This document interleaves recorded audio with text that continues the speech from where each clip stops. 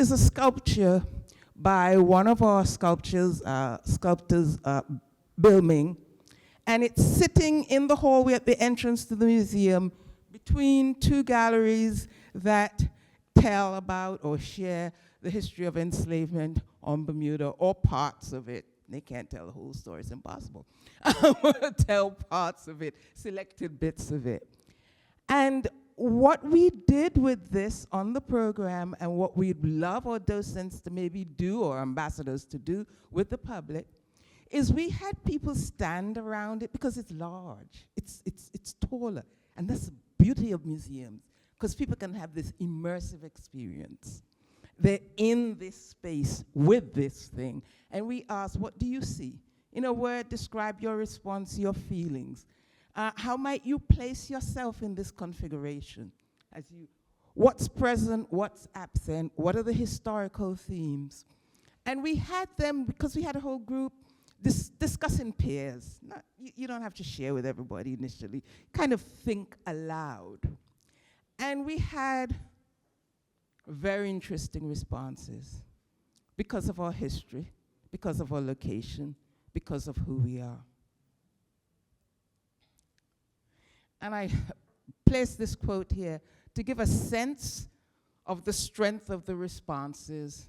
And I'm not going to read it through. If you get the slides, you can have a look at it. But it basically talks about the visceral nature of oppression and oppressions coming out of enslavement, and the way in which they live in the body, not just on the page and in the mind. They live in the body.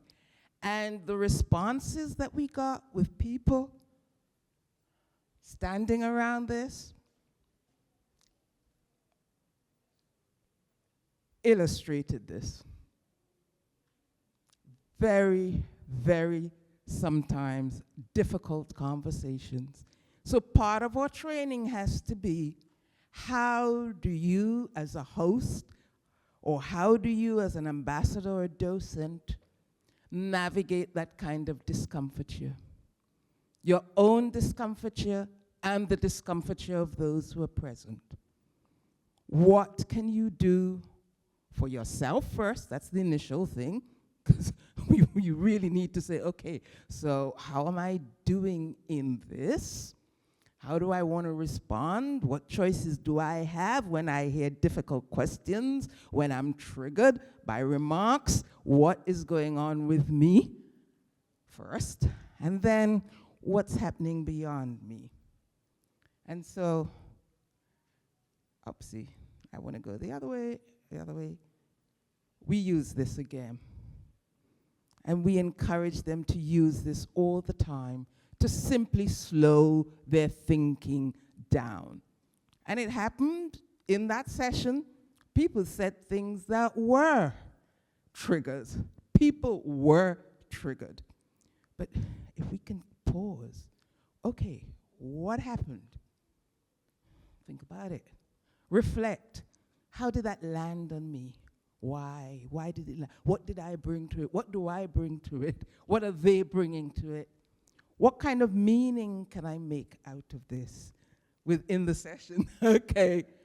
And then we move through, okay, so how can I respond? And so we found that people really warmed to using this. Let's see, adult learning traits, we go through adult learning with them. And we also do a number of object inquiry exercises where we start off with an item related. We start off with the item, they describe it, they have a personal response to it. What do you see? What do you think it is? We move to put it in a historical context, put it in a larger Bermudian historical context. This is another example of an object inquiry, and I had to include the next slide because Debbie, Dr. Atwood, a wonderful curator, did the most. As an educator, I saw it as a wonderful way of summarizing history for us in a way that was accessible for our public. So what she did is she found themes So how do you do 500 years of history that you want to convey? You find themes and you cluster around the themes. Dr. Atwood and her team, she was not on her own. Guys, put your hands up, please. Just smile, right. I was blown away because they went away one day figuring out how are we going to do this, how are we going to do this. And they came back like 2 days later, and I could have cried. It was so good. So, yeah, it was really good. I was really, really, really more than impressed. Finally, these are pictures of our participants. And the feedback that we had from them was they felt, some of the main feedback, and I might ask some of our team to share some of the feedback that they felt as if the museum belonged to them. At the end of it, they felt as if it belonged to them. And I think the point of the presentation is to draw attention to the importance of theory. You must have a working theory. I'm sorry. As an educator, you must have a working theory. Models, and they're not sacred. You can break them. You can remake them. You could revise them. Right, time is up. But you use them so that you have consistency and you achieve your goals. Thank you.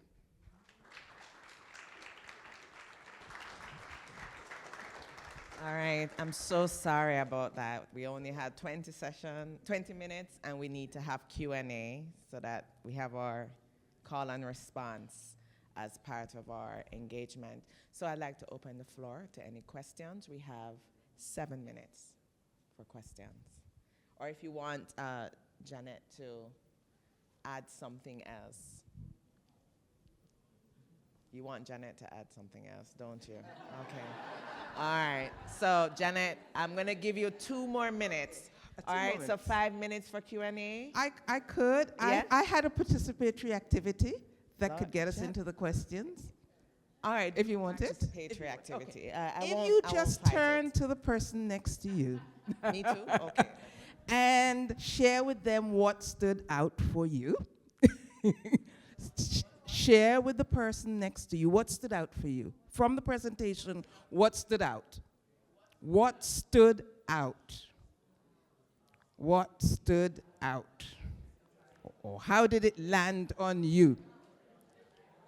How did it land on you? What stood out? What grabbed your attention? What engaged you?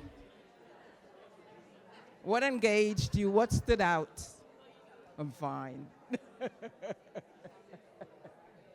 What stood out? How did it land on you? What engaged you?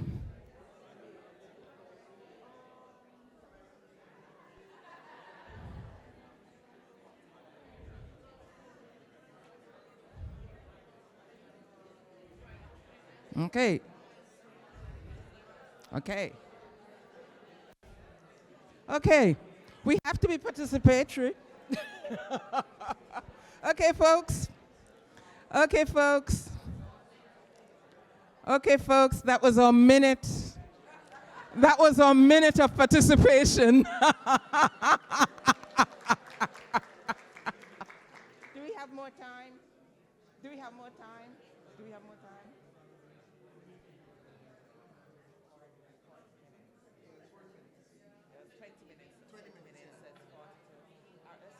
Okay.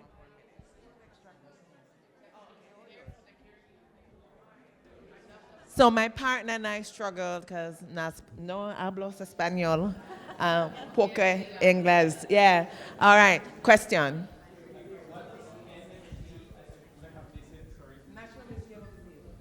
National Museum of Bermuda. Okay. Any? Thank you so much. The comment I wanted to make is that this helps me validate the importance of making sure that you take care of the caregivers, meaning those of us who are giving the direct service, you know, having to deal with so many comments and things from so many people, and how it affects you emotionally, and how you need to make sure that, you know, the human capital is the most important group, and they also need, you know, healing moments and resources to come in and work with them to prepare them to work with the public. So, I think, we have a program in Puerto Rico that is addressing mental health through arts integration. So when people the kids start expressing themselves, you cannot just say, oh, the 2-hour workshop is over, we got to run. Then sometimes our 2-hour program has become a 3-hour program. But then us, when we're doing this 3-4 times a week, so you're seeing 200 kids, we are also like, oh my, So this helps me validate the importance of making sure that you care for the people who are giving the direct service. All right, we have time for one more question. One more question, comment, feedback. Okay. Good morning, everyone. I just want to say it was such a pleasure in seeing you do this presentation and seeing you walk through the room. And that meant so much to me because of the fact that you were engaging with the whole audience. And so you're living what you speak. Thank you for talking the talk, but also walking the walk.